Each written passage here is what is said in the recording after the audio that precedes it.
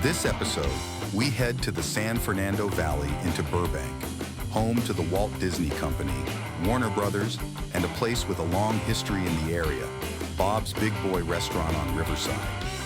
This Bob's was built in 1949 by local residents Scott McDonald and Ward Albert, and is the oldest remaining Bob's Big Boy in America. It was designed by renowned architect Wayne McAllister, a leader in Googie architecture that embraced the automobile.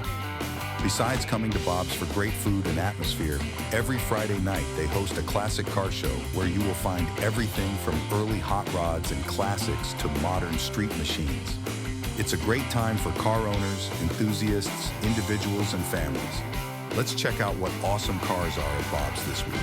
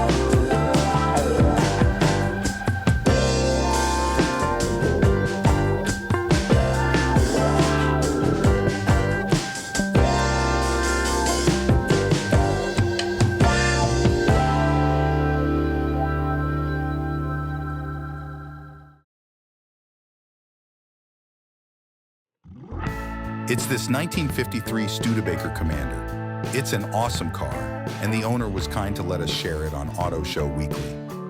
The Studebaker Commander is the model name of several automobiles produced by the Studebaker Corporation of South Bend, Indiana. After the Depression of the 30s and World War II in the first half of the 40s, automakers found themselves needing to design cars that would appeal to consumers again. By the late 40s, Studebaker was at the top of the design game with new styling and technology. The big three automakers took note as Studebaker rolled out cars that even Ford saw as the standard of the era. The Commander two-door coupe with its radical styling led the way into 1953. The demand was high. Studebaker used the Commander name at various times on different models until the company closed its doors in 1966. Again, we thank the owner for sharing this great car with us.